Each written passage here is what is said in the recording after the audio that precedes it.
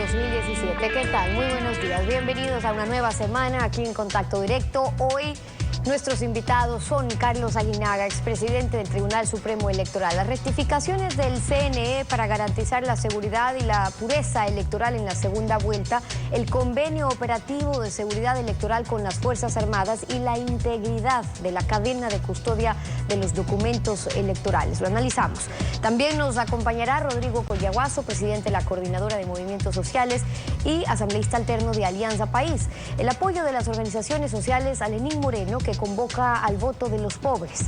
También Alfredo Negrete, ex asesor político del presidente Jaime Roldós. La gobernabilidad sin mayoría en la Asamblea elegida en primera vuelta, mientras en segunda vuelta se elige por mayoría popular absoluta al presidente de la República. El arbitraje popular de una constituyente. Lo vamos a analizar. Bueno, el excomandante general del Ejército, Luis Castro, puso en el centro de la controversia el contenido y alcance de la custodia de las Fuerzas Armadas a los documentos electorales. Al respecto, el ministro de Defensa, Ricardo Patiño, dijo aquí lo siguiente. Ellos no pudieron observar cómo estaban contando. Eso ya no les corresponde, pues. O sea, ¿qué tiene que hacer un soldado viendo? A ver, señor, ¿contó bien? ¿Metió 300 papeletas? Eso le corresponde al Consejo Nacional Electoral y le corresponde a la empresa que el Consejo Nacional Electoral contrata para hacer ese trabajo. ¿Cuál es el papel de las Fuerzas Armadas? No es la custodia permanente, completa y el manejo de los documentos, no. Es la seguridad del proceso. Eso le corresponde. ¿Qué tal, Alfredo? Buenos días, ¿cómo te va? Muy bien, Steffi, buenos días a todos. El convenio del CNE con el Ministerio de Defensa para la ejecución del Plan Operativo de Seguridad Electoral, base legal de la cláusula 1.1, indica que el CNE, de conformidad con el artículo 219 de la Constitución, debe garantizar de manera transparente los procesos electorales, mientras las Fuerzas Armadas, cláusula 3.2, letra C, debe custodiar el material y equipo electoral durante su transportación y almacenamiento a fin de garantizar la integridad de los documentos electorales, urnas y demás componentes del paquete electoral, así como también la pureza del sufragio. Este es el marco constitucional y legal según el cual el CNE convoca a elecciones, cuenta los votos y proclama los resultados. Entre tanto que las Fuerzas Armadas no son simples guardianes de camiones ni de bodegas, sino de la integridad de los documentos electorales transportados y almacenados. En consecuencia, según la constatación del general Castro, se elimina un eslabón de la cadena de custodia cuando los documentos electorales son introducidos en los biombos urnas sin ninguna vigilancia militar. Tal como indicó el ex jefe de la Fuerza Terrestre, en ese momento de interrupción de la cadena de custodia, las Fuerzas Armadas no vigilan la integridad de los documentos electorales ni por tanto garantizan la pureza del sufragio. Por consiguiente, el CNE está legal y moralmente obligado a que la continuidad de la custodia militar no se interrumpa en el momento en que las papeletas se pueden rayar o introducir en las urnas en cantidades diferentes a las que manda la ley. Por eso es plenamente pertinente la recomendación profesional del excomandante del Ejército a la ciudadanía para que se cuiden los votos, porque se puede producir un fraude electoral que en la República de los hechos consumados sería irreversible cuando todas las autoridades electorales están relacionadas con Alianza País. La cadena de custodia debe cerrar este eslabón perdido de la seguridad electoral en bodegas privadas de un contratista privado del CNE, autorizando la presencia de delegados de ambos candidatos presidenciales al momento de llenar las urnas y sellarlas. La actualidad, los protagonistas, el análisis y la información en Contacto Directo.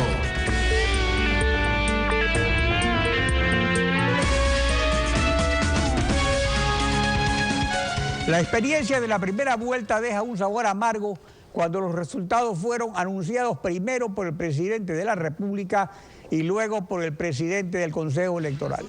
Primero adjudicándose el triunfo total, luego aceptando la realidad. Varios ajustes están pendientes para la segunda vuelta a fin de garantizar la pureza del sufragio.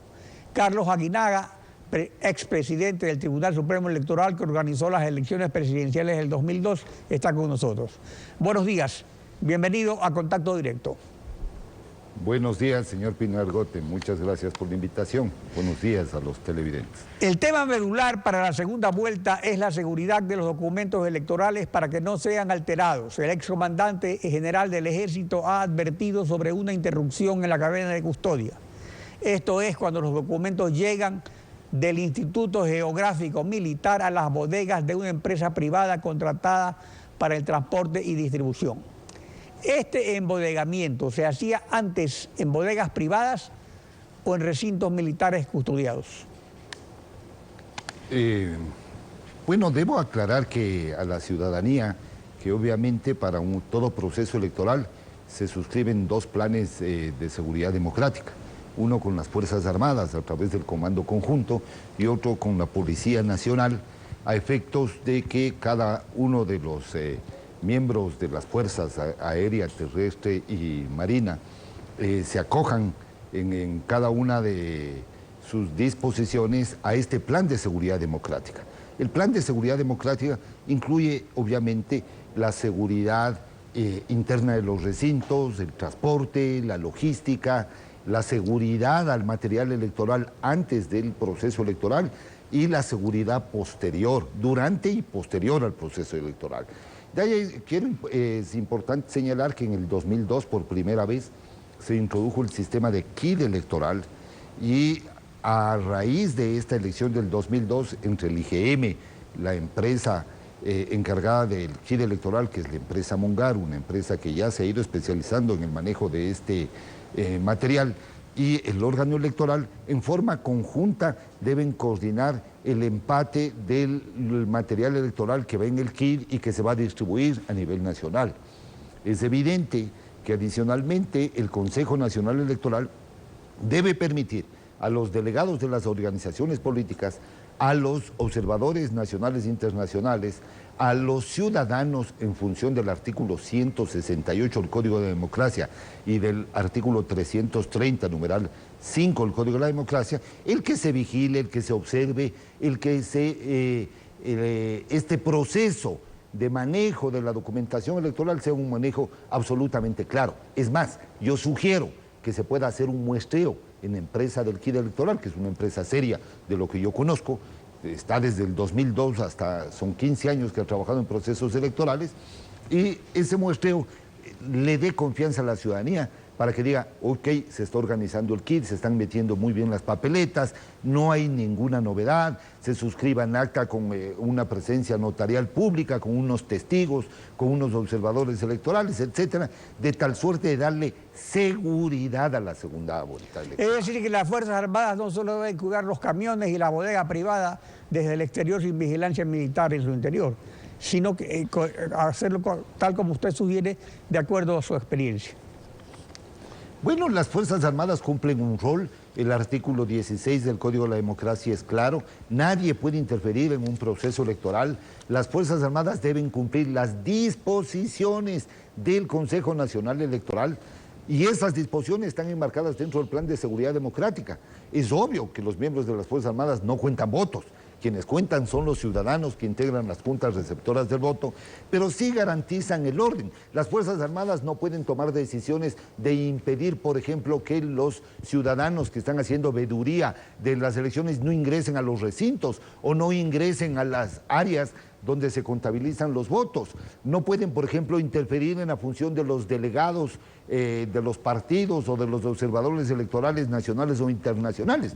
Las Fuerzas Armadas lo que tienen que hacer dentro de la cadena de custodia y seguridad democrática es establecer, dar las garantías para la seguridad democrática de tal suerte que si hay alguna novedad, hay una autoridad en el recinto electoral, que es el coordinador del recinto electoral, y él es el que debe tomar las acciones correctivas. Pero lo más importante es que los delegados de los partidos y los ciudadanos, ahora con las tecnologías de información y comunicación, hagan un control ciudadano, un control social, un control político, y los partidos y los binomios en este caso tengan una auditoría informática a los procesos de votaciones, de escaneo y de escrutinios el día 2 de abril. El conteo rápido del CNE no se publicó en la primera vuelta, que costó $1 millón, y se ha suspendido el conteo rápido para la segunda vuelta. ¿Usted cree que es justificado la no publicación del conteo rápido porque el escrutinio es más rápido en la segunda vuelta? A ver, yo creo que es importante tener varios conteos rápidos. Me parece que el conteo rápido de participación ciudadana es un conteo que le dio, en alguna medida le dio seguridad, le dio a la información y a la transparencia de la data electoral. Pero yo quiero decir una cosa que es importante. Los binomios pueden organizar su conteo rápido y es sobre data real. Y no necesitan 10.000 juntas, necesitan 4.000 juntas, 5.000 juntas, y pueden proyectar el resultado si la muestra estadística y matemática está bien diseñada. Yo creo que el Consejo Nacional Electoral debería mantener el sistema de conteo rápido, pero también permitir que las organizaciones políticas, tanto el binomio Lazo Páez como Moreno Glass, puedan hacer su propio conteo rápido.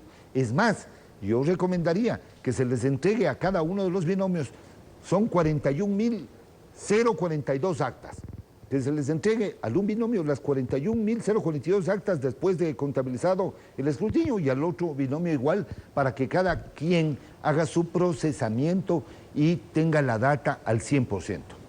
Respecto a las juntas electorales rezagadas que demoraron el resultado, ¿qué sugiere para evitar ese rezago?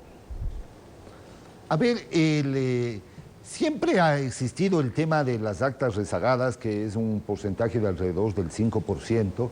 En este caso, de lo que he visto, hay 1.800 recintos electorales que el escaneo es inmediato. Son 41.000 actas que se escanean en 1.800 escáneres. Quiere decir que el promedio de escaneo por escáner es 22 actas, es decir, es rapidísimo. O sea, eso debería estar en media hora el escaneo. El tema es el centro de procesamiento de la data, porque el acta llega a 25 centros de procesamiento, y ahí hay que ver los sistemas de inteligencia documental que tenga el Consejo Nacional Electoral, o de digitación, si es el caso de digitación, y para superar el tema de las actas rezagadas y suspensas en esta elección del 2 de abril, yo sugiero que primero manden la data por voz, que manden la data a unas call centers o contact centers, a unas plataformas, y cuando llegue el acta lo comparen y lo validen. Es decir, que sí pueden tener un porcentaje mayor el día 2 de abril a lo que sucedió en la primera vuelta electoral. Carlos Aguinaga, presidente del TSE, gracias por acompañarnos en Contacto Directo. Nos vamos a una pausa, y al regresar estará Rodrigo Coyaguazo, el presidente de la Coordinadora de Movimientos Sociales. Vamos a revisar el apoyo de las organizaciones sociales a Lenín Moreno, que convoca al voto de los pobres. Lo analizamos al volver. Quédese en nuestra sintonía. No bastan en una nación las fuerzas sin la unión, y la unión sin fuerzas, lo dijo Séneca, filósofo latino.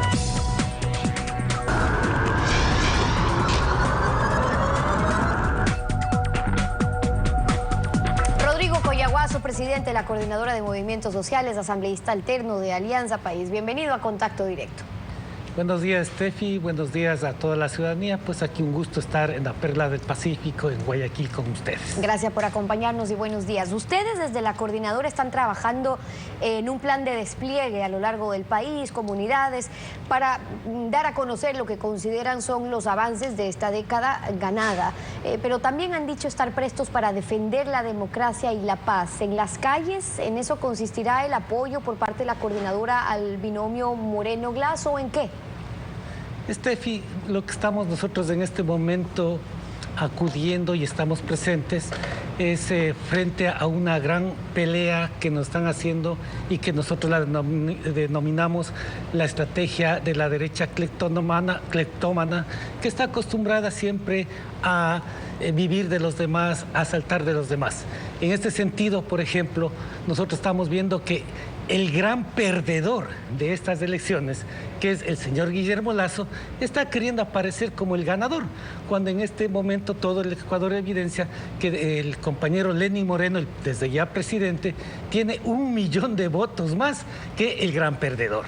Por lo tanto, el gran vencedor de esta primera vuelta electoral, y que vamos a ir por la segunda, es Lenín Moreno. Pero han reconocido que tienen un trabajo y un trabajo duro, y por eso mismo es que ustedes se están desplazando a lo largo del país, y algunos de los puntos en los que están trabajando han anunciado por lo menos difundir la propuesta del candidato Moreno, por ejemplo, de incrementar de 63 a $100 la pensión de los jubilados del Seguro Social Campesino por vejez. Y sobre eso le pregunto, ¿cómo se va a financiar ese aumento? Bueno, primero lo que nosotros estamos desplegando es un gran trabajo que le denominamos la minga de corazón, y con razón por el suma causa. En este momento hemos desplazado y tenemos los compañeros dirigentes tanto del Seguro Campesino como de las comunidades agrarias, así como de los pueblos y nacionalidades, desplazados en cada una de las parroquias, en cada una de las comunidades, difundiendo lo que es la década ganada. En este sentido, por ejemplo, el hecho de que hayamos logrado incrementar de 800,000 afiliados al Seguro Campesino a 1.300.000 afiliados al Seguro Campesino. En el caso del Seguro General, de 1.300.000 a más del doble. De igual forma, en lo que se refiere el hecho de que se haya logrado, ¿no es cierto?, que las trabajadoras domésticas hayan logrado tener un salario básico, cuando antes las compañeras no tenían ningún tipo de ingreso. Pero sobre y eran el Seguro Social Campesino en sí, yo le pregunto cómo se va a financiar de lo que están comunicando. ¿Por qué? Porque la situación del Seguro Social Campesino no es de las mejores. Son más o menos ahora sí 1.300.000 afiliados al Seguro Social Campesino, pero en los dispensarios los afiliados todavía padecen por una buena atención, luego por conseguir una cita. Si consiguen la cita, luego la cama en los hospitales, en las ciudades, para que les puedan dar el pase, y tienen que esperar días o a veces semanas para poder tener el pase cuando necesitan ser atendidos. Usted mismo lo ha denunciado, se conoce públicamente que falta capacidad, médicos, servicios. ¿Qué le hace pensar que con Lenín Moreno sí podrán hacer las mejoras que han venido reclamando los últimos años, siendo el mismo proyecto político que ha gobernado? Estefi, lo que usted acaba de describir es lo de antes del 2007, es decir, antes de que venga la Revolución Ciudadana. Actualmente todos los dispensarios del Seguro Social Campesino cuentan con la medicina suficiente. Antes, para atender 2 dispensarios, tenía que estar solamente un médico atendiendo a 2 dispensarios. Ahora casi la mayor parte de los dispensarios cuentan con un médico. Es más, actualmente se ha logrado tener la construcción de 13 dispensarios modernos, amplios y grandes en el sector rural. Por ejemplo, ahora se está trabajando de domingo a domingo, lo cual es un hecho inédito en la historia del Ecuador. Claro, hay avances, y es importante también cuando, por ejemplo, aumenta la cantidad de afiliados, que fue algo bueno que se hizo en el Seguro Social, incluso no solamente el campesino, pero luego es qué tan preparados están para poder atender a esa demanda, no solo aumentar la demanda, sino poder atenderla. Usted me dice esto es antes del 2007, pero nosotros tenemos casos y los reportamos y recibimos, claro, como medios de comunicación. Yo tuve a un chico hace 2 semanas que estaba a 2 horas de Guayaquil atendiéndose en el Seguro Social Campesino, que le tenían que amputar su dedo. Mientras más pasaba el tiempo, corría el riesgo que tengan que amputarle el pie, y tuvimos que llamar día por día para que le puedan dar el pase al IES en una ciudad donde le podían intervenir, porque allí no podían, y pasaron más de 7 días con riesgo a que le puedan amputar un pie porque no habían camas. Y usted sabe que muchos padecen justamente esas historias. Por eso es que le pregunto sobre la situación del Seguro Social Campesino, cómo esperan que se den esas mejoras, porque la gente sí está padeciendo por servicios y por camas. A ver, vamos un poquito aclarando. Sobre la cuestión del seguro social campesino, que es atención primaria en salud, justamente es uno de los programas reconocidos a nivel nacional y a nivel internacional por su eficiencia, por su calidad y por estar pegado a la ciudadanía, en este caso en el sector rural. Por otro lado, sobre esos casos, ¿no es cierto?, de que se llama de transferencia o de referencia, habría que ver si es un caso generalizado o algún caso específico.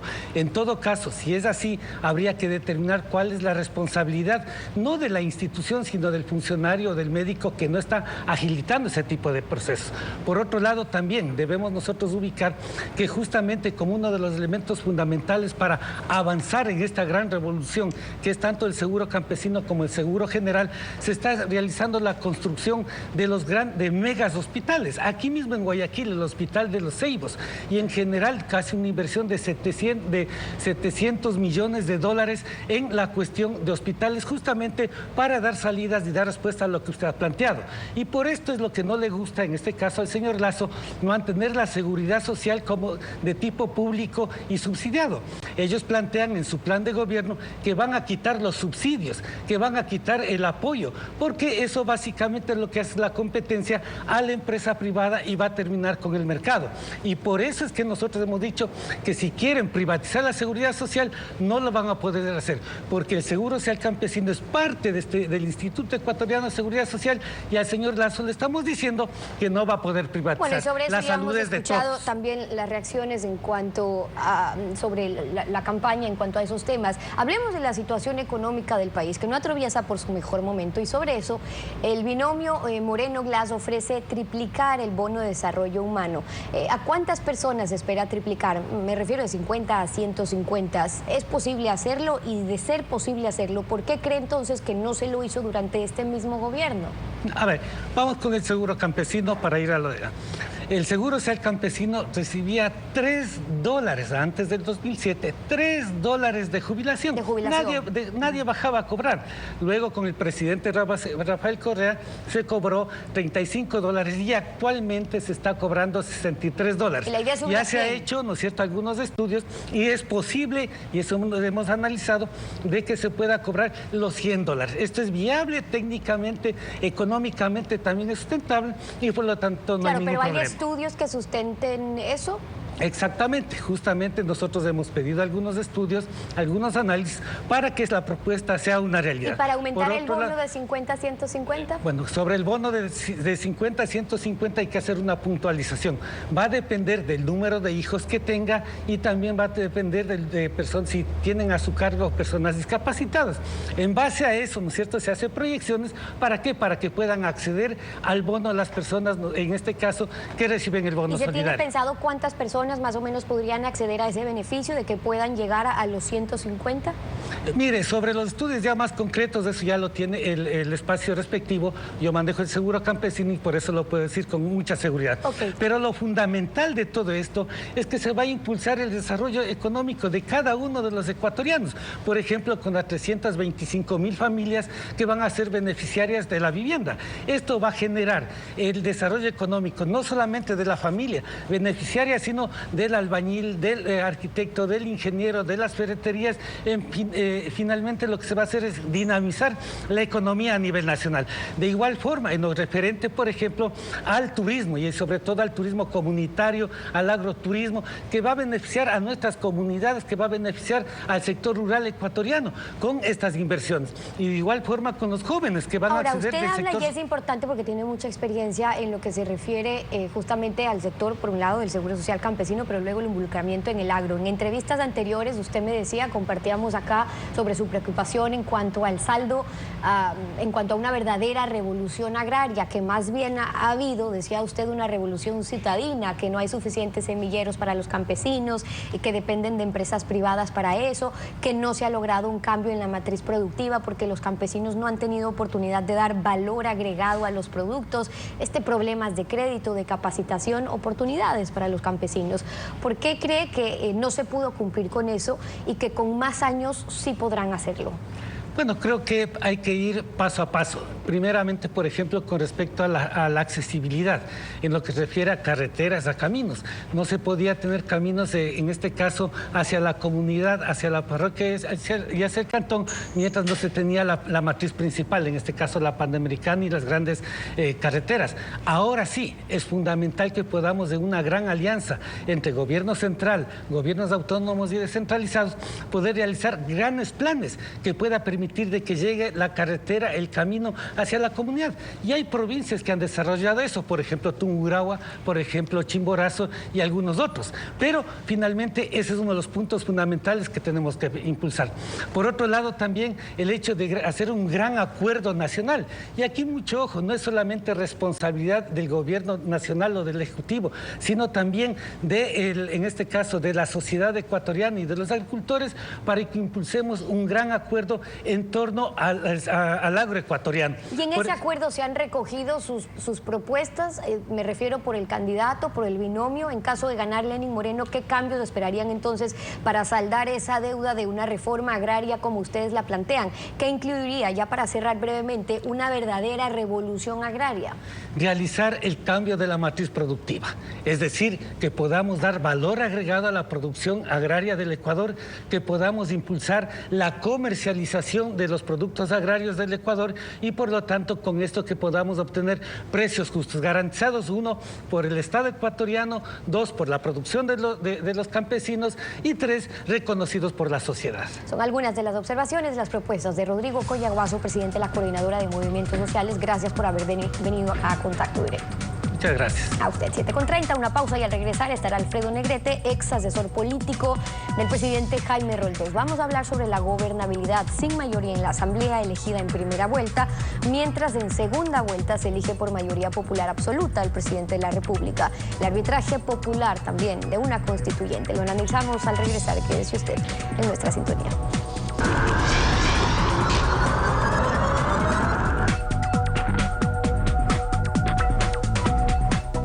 La Asamblea Nacional será controlada por la mayoría absoluta de Alianza País.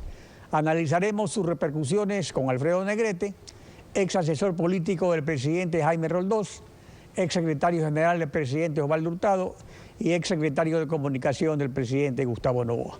Buenos días, bienvenido a Contacto Directo. Buenos días, gracias. Usted vivió con 3 gobiernos desde Carondelet la ingobernabilidad con mayorías móviles o la gobernabilidad también con mayorías móviles. Hoy, con los asambleístas elegidos en primera vuelta, posiblemente habrá, según sondeos de intención de voto, un presidente elegido por mayoría popular absoluta sin mayoría en la Asamblea. ¿Cuál es el panorama de gobernabilidad que en ese caso se avisora?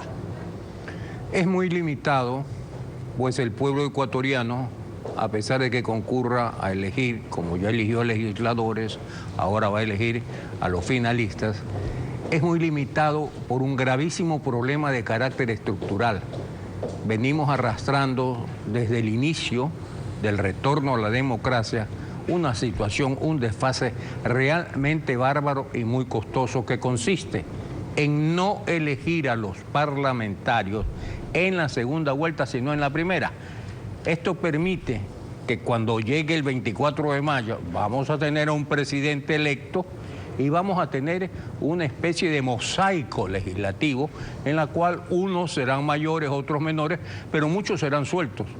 Eso es proclive a cualquier tipo de arreglos. Esto es una cosa absolutamente perniciosa y que perjudica la voluntad del pueblo ecuatoriano, porque el pueblo ecuatoriano vota por mandatarios a la presidencia y por mandatarios a la legislatura. Pero en este caso va a ser imposible gobernar. Entonces, cuando estamos eligiendo el día 2 de abril, debemos prevenir que también se nos viene una siguiente tormenta, que es la gobernabilidad, como usted lo expresa. Ahora es importante considerar que cuando hay situaciones políticas y económicas especiales o difíciles, se invoque la unidad nacional y durante un tiempo funcione esa unidad de labios para afuera al menos. Con Roldós hubo guerra con el Perú, con Hurtado crisis internacional de la deuda externa, con Noboa la introducción de la dolarización. en la Asamblea, ¿será suficiente la crisis económica para pensar primero en la patria? Debiera ser suficiente, y en este caso la gobernabilidad tiene el nombre de patria. Y tenemos un ejemplo histórico muy interesante, que son los primeros 2 años de la presidencia del doctor Rodrigo Borja, donde se llegaron a acuerdos muy importantes de estabilidad de legislación entre la democracia popular y la triunfante izquierda democrática a nivel. O sea, de poder se puede, frente a la estructura... Pero eran dos partidos que tenían una misma concepción ideológica, en definitiva, con ligeras diferencias. Ahora aquí se trata de que hay un modelo político y económico en la Constitución, de que hay una mayoría en la Asamblea que dice que va a blindar el modelo y de que podría haber un presidente que quiere cambiar ese modelo. Entonces, en esa situación concreta, una unión, un acuerdo implicaría unas concesiones realmente muy graves. Si no se produce, hay 2 salidas de carácter extraordinario, tanto en manos del Legislativo como en manos del Ejecutivo. De parte del Legislativo, ellos tienen la posibilidad de un juicio político o una destitución legalmente previsto en los textos constitucionales. Y del lado del Ejecutivo, desde el primer día tienen o la muerte cruzada o la convocatoria de una asamblea constituyente. O sea, mecanismos extraordinarios de solucionar la crisis y mantener el Estado de Derecho sí existe. Vamos a ver si existe la inteligencia y la decisión política correspondiente. Ahora, la coyuntura actual de colapso del sistema frente a la corrupción, de crisis económica con desplome petrolero que continúa, sobreendeudamiento, de sobrecarga tributaria, desempleo, baja de producción y consumo, se ha insistido en el cambio del modelo político y económico, y la mayoría en la Asamblea proclama el blindaje del modelo. En esa coyuntura, y dado de que para aplicar la muerte cruzada o para enjuiciar políticamente al presidente hay una serie de requisitos que es largo completar y solucionar, ¿sería la constituyente la única vía idónea para cumplir con una mayoría popular absoluta de cambio? Yo soy partidario del 4-4-4, es decir, la convocatoria por parte del presidente de una consulta popular para que de allí devenga una constituyente. Sin embargo, creo que los tiempos son muy estrechos y las urgencias son realmente tremendas. Sin ser partidario en primera instancia, hoy me pronuncio porque el presidente, si el escenario no es de concertación, debe producir inmediatamente la Corte la muerte cruzada, porque eso le permitiría desde el primer momento un espacio de propia gobernabilidad sin ser antidemocrático y que invocar a nuevos legisladores y a un nuevo presidente ya una vez que el pueblo ecuatoriano... Pero ¿no sería mejor una muerte cruzada cambiando primero la Constitución? Porque aquí sería una muerte cruzada para darle gusto al plan que diseñó Correa. O sea, se le retira porque sabía que no iba a ganar. Y ahora dice, hay muerte cruzada y yo regreso porque hay reelección infinita. Entonces, ¿no sería primero una constituyente que se suprima esta reelección de por vida y ahí sí la muerte cruzada? Después de los resultados obtenidos, sería extraordinario que otra vez compite el señor presidente Rafael Correa para ver cómo le va. 10 años no han pasado por vano. En este momento, con una muerte cruzada, el presidente tiene 3 meses de un gobierno por decreto bajo vigilancia de la Corte Constitucional y puede convocar a presidente y a legisladores nuevamente, porque a lo mejor en ese momento el pueblo ecuatoriano descubrirá la mentira de hacerlos elegir en primera vuelta a los legisladores y no en la segunda como correspondería a un Estado ordenado.